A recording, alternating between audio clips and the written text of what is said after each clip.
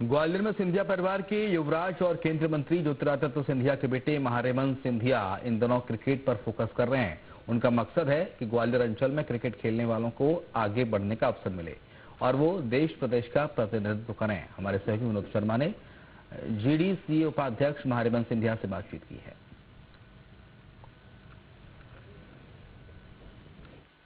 मध्य प्रदेश की क्रिकेट को ऊंचाइयों तक पहुंचाने का सपना देखा था पूर्व केंद्रीय मंत्री कैलाशवासी माधवराव सिंधिया ने, और अब उसी सपने को पूरा कर रहे हैं उनके पोते महान आर्यमन सिंधिया।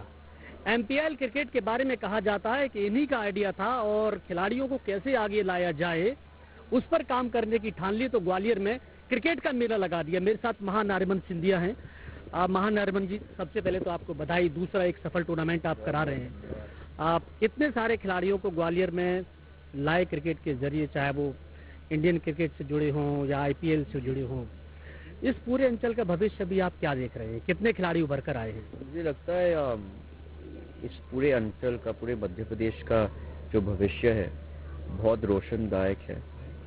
पिछले 2 साल जो टैलेंट हमने एमपीएल में देखा है उससे काफ़ी लोग उत्साहित हैं, काफ़ी आईपीएल टीम्स के स्काउट्स उत्साहित हैं, हमारे देश के स्काउट्स उत्साहित हैं और काफ़ी लोग जो है पिछले साल भी उभर के आए आईपीएल में खेलें।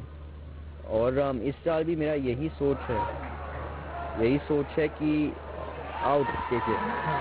सोच है कि इस साल भी इतने ही प्लेयर्स बाहर निकलेंगे। क्रिकेट भी दिखाते रहो। और मुझे यही यकीन है कि जिस तरीके से लोग खेल रहे हैं ज़रूर आएंगे। और आज मेरी मीटिंग भी हुई थी 6 स्काउट्स के साथ, आईपीएल के स्काउट्स के साथ, और उन्होंने खुद से कहा कि उनके दृष्टिकोण से मध्य प्रदेश प्रीमियर लीग आज देश में टैलेंट के तौर पे नंबर 1 प्रीमियर लीग। पिछली बार आपने कहा था कि नई टीमें जोड़ेंगे, लड़कियों के लिए भी क्रिकेट की शुरुआत आपने करी दी है, 2 टीमें नई भी जोड़ दी हैं, 3 टीमें गर्ल्स के लिए।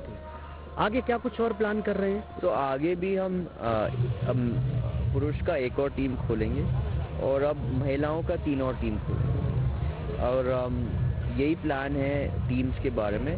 लेकिन अगले साल हम अपना जो प्लेयर डेवलपमेंट प्रोग्राम है उसको और मजबूत करना चाहेंगे। तो हम और ग्रामीण स्तरों पे हम पहुंचना चाहेंगे, ग्राउंड्स बनाना चाहेंगे, अपने कैंप सेटअप करना चाहेंगे और स्काउट करना चाहेंगे। एक स्पोर्ट्स कॉम्प्लेक्स बनाने का भी आप प्लान कर रहे थे लास्ट ईयर क्रिकेट को लेके, शिवपुरी में है, ग्वालियर में भी कर रहे थे, उस पर कुछ आगे अभी प्लान और किया है?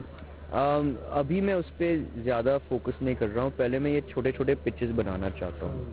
हमारे पार्टनर्स के साथ हम पूरे मध्य प्रदेश में छोटे पिचेस बनाएंगे और हमारा यही सोच है कि हर एक छोटे ज़िले में हम क्लब्स बनाएंगे ताकि उसी की फनल से हम जो रॉ टैलेंट है वो खींच के लेके आए। आप जब क्रिकेट से जुड़े तो लोगों के मन में हमेशा ग्वालियर, चंबल अंचल, पूरे मध्य प्रदेश के लोग ये सोचते रहे कि सिंधिया परिवार खेल हो, क्रिकेट हो या फिर समाज सेवा हो या राजनीति हो, बेहतर क्या लग रहा है आपको अपने लिए काम करने का क्षेत्र?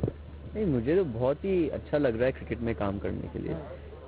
अभी मुझे ये जिम्मेदारी दी गई है और मुझे मेरा दिल हमेशा स्पोर्ट्स में रहा है और अगर मुझे खिलाड़ियों के साथ काम करने का मौका मिला है तो मुझे उसमें ही बहुत ही खुशी मिलती है कि मैं ही खुद से जब एक युवा था, बहुत बचपन में था, 15-16 साल का था, तब मैं काफ़ी सारे स्पोर्ट्स खेलता था और कॉलेज के बाद ऑब्वियसली मुझे वो मौका नहीं मिलता खेलने के लिए। लेकिन इन लोगों के साथ बात करते हुए, इन लोगों के साथ ये लीग बनाते हुए उनके थ्रू खेलना मुझे आज मिल रहा है, मौका मिल रहा है और उसमें बहुत खुशी मिलती है। क्रिकेट को लेके ये माना जाता है महान आर्यमन जी की माधवराव सिंधिया ने क्रिकेट को ग्वालियर में एक नया रूप दिया।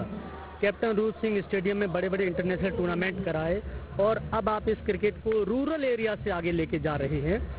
जो सपना है सिंधिया परिवार का, आप भी लगातार कहते हैं, ज्योतिरादित्य सिंधिया जी भी कहते हैं, माधवराव सिंधिया भी कहते रहे हैं, आप इंडिया में बड़े खिलाड़ी निकल के आए, क्या इस सब की ये पूरी योजना है? यही योजना यही है कि पूरा जो टैलेंट हब मध्य प्रदेश में बने, यही योजना है और उसके लिए हमें एक मजबूत मंच चाहिए और यही वो मंच है जिसको हमें मजबूत बनाना है। आप जब क्रिकेट के मंच पे भाषण देते हैं, शुरुआत में लास्ट ईयर आपने ओपनिंग जब सेरेमनी हुई थी बहुत अच्छा भाषण दिया आपने, लोग तारीफ कर रहे थे। राजनीति के मंच पे भाषण भी लोग सुनना चाहते हैं। अभी उसके लिए समय है, पहले अभी जो जिम्मेदारी दी गई है मैं उस पर अपना फोकस देना चाहूँगा और उसमें काफ़ी सारा प्रभाव लेके आना चाहूँगा, लेकिन भविष्य में जो आएगा वो आएगा।